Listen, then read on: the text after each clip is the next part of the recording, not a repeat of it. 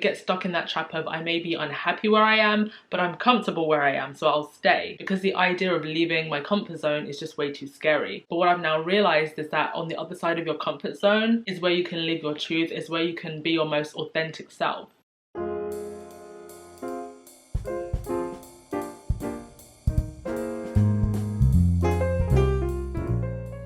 Hello everyone, so today I'm coming to you with hopefully some words of encouragement and motivation, and why sometimes rejection can be redirection, and why when it sometimes feels like you've lost something, you could have actually gained a lot.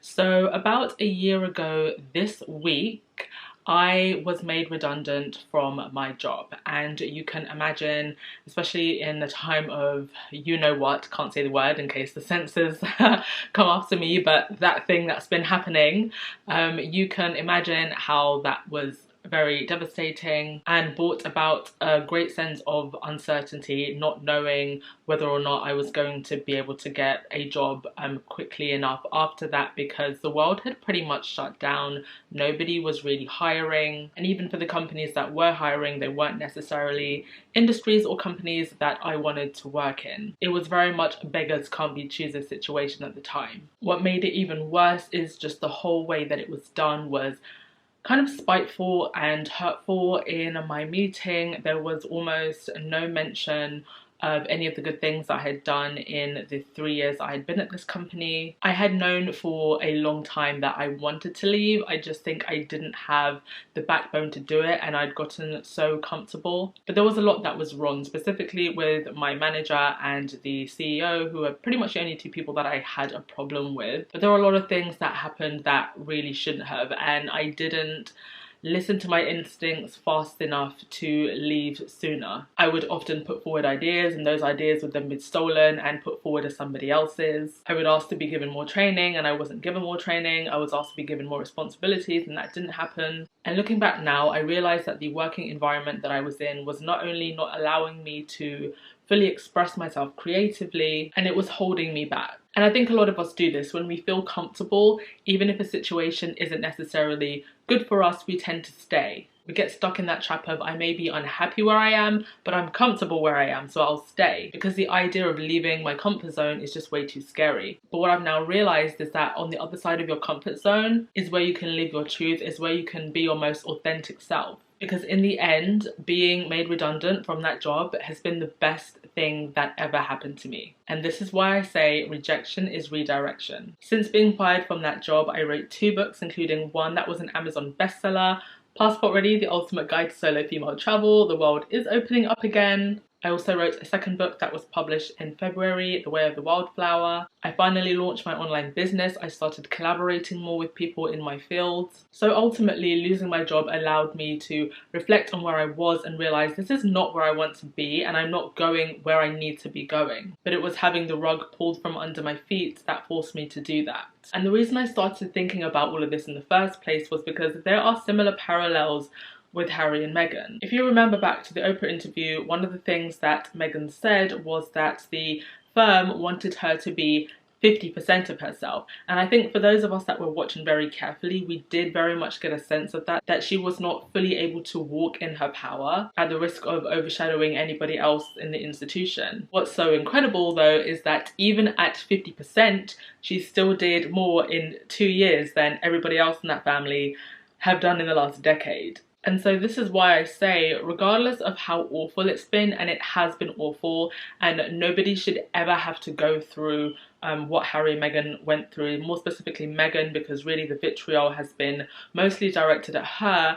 However, in all of this, she's still come out a winner, Harry's still come out a winner. The institution, and also all the institutions around the institutions that prop it up, rejected her. And when they rejected her, she had to redirect her life, as did Harry. And there they are now, sitting in Montecito in their own castle, building their own fortune, running their family how they want to run their family. Now, if Meghan had been tolerated, and I say tolerated and not accepted, because I don't think she would have ever fully been accepted, but if she had been tolerated, I do think that she would have stayed. And her and Harry would not be where they are now. And I think it just goes to show the level to which people underestimated Meghan, because this is is a woman who has always built her own table, as she said in her UN speech, when she did not have a place at the table. And so I don't know why anybody ever thought that she would fail.